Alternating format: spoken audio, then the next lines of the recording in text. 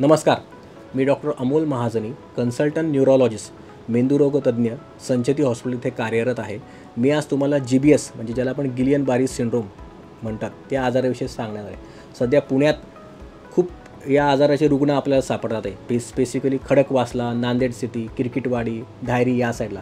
त्याच्यामुळे लोकांच्या मनात भीती झालेली की हा आजार संसर्गजन्य आहे का नाही, एकमेकांना स्पर्श केल्याने होतोय का, किंवा माझे पाय दुखतात आहे, मला मुंग्या येतात आहे, तर मला GBS आहे का. बेसिकली काय असतं, GBS it is a autoimmune disorder. म्हणजे तुमची जी रोगप्रतिकारक शक्ती असते, एखाद्या माणसाला खोकला झाला, तुम्हाला खोकला होत नाही कारण तुमची रोगप्रतिकारक शक्ती त्या आजाराविषयी लढत असते.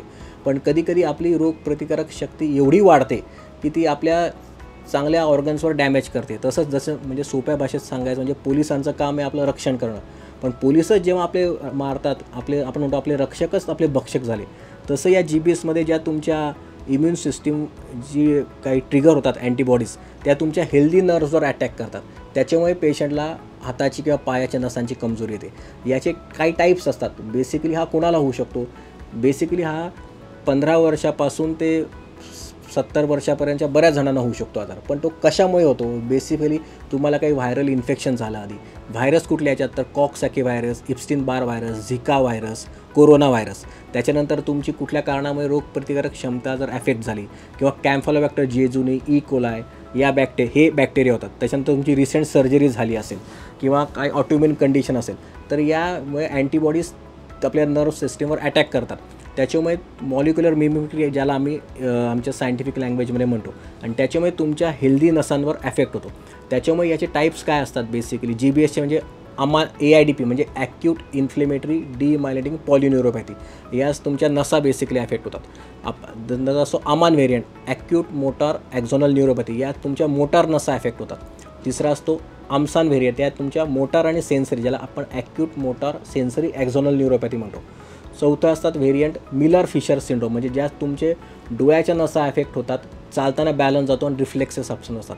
पाचवा असतो पॉलिन्युरायटिस क्रिनियालिस, म्हणजे तुमच्या ज्या घशाच्या नसा आहेत त्या अफेक्ट होतात. असे त्याचे बरेच सबटाईप्स असतात.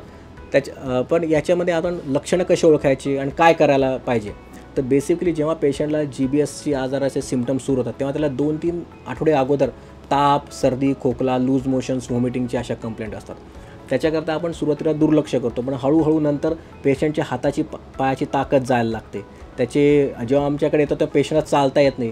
त्याच्यानंतर त्याला चेहऱ्याच्या नसा, ज्याला आपण बायलॅटरल फेशियल पाल्सी म्हणतो, तर ती त्याला डेव्हलप होते. नंतर जर आपण तसंच दुर्लक्ष केलं तर काही जणांना गिळायला त्रास होतो, काही जणांना डबल दिसतं, काही जणांचे डोळे साधे मूव पण होत नाही, ज्याला आपण ऑफ्थॅल्मोप्लेजिया म्हणतो.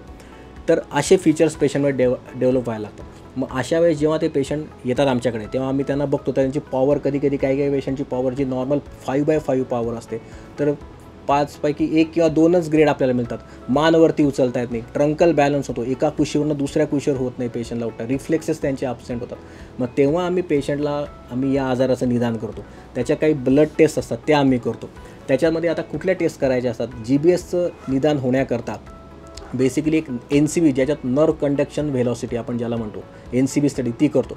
त्यात जी न्यूरोपॅथी आहे त्यात ती डिमायलेटिंग न्यूरोपॅथी आहे का ॲक्झोनल न्यूरोपॅथी, म्हणजे नसांचं जे कवरिंग बाहेरून खराब झालं आहे का आतनं खराब झालेलं हे आपल्याला कळतात.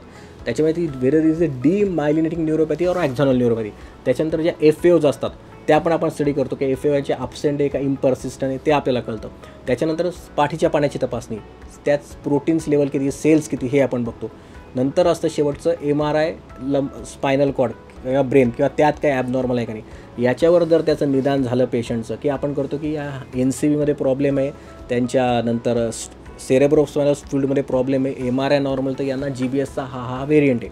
मग त्यानुसार याची ट्रीटमेंट काय असते, बेसिकली पेशंटची कंडिशन आम्ही बघतो की पेशंटची पॉवर वगैरे कशी आहे, त्यांना मान उचलता येते का नाही, गिळता येते का नाही. गिळता येत नसेल त्यांना राईल्स ट्यूब करतो, कारण त्यांना न्यूमोनिया वगैरे होऊ नये पेशंटला. जर पेशंटला ब्रिदिंग प्रॉब्लेम असतो, कारण हा व्हेरियंट जो असतो तो ॲसेंडिंग विकनेस असतो, पायाची ताकद जाते, मग हाताची ताकद जाते, मग गिळायची ताकद जाते, मग डोळ्याच्या मसल्स वीक होतात, आणि शेवटी ऑटोनॉमिक डिस्फंक्शन, म्हणजे त्यात हार्ट रेट वाढतो, कधी ॲरिथमिया होतो. तर त्याच्यावरून आम्ही ठरवतो की पेशंटला ICU लागणार आहे का नाही लागणार आहे. काही बरेच पेशंट वॉर्डमध्ये सुद्धा ट्रीट होतात, पण काही पेशंटला ICUची गरज असते. मग अशा पेशंटला ट्रीटमेंट काय असते, याच्यावर 2 ट्रीटमेंट असतात. एक म्हणजे इम्युनोग्लोबुलिन्स, दुसरं असतं प्लाझ्मा ॲक्शन.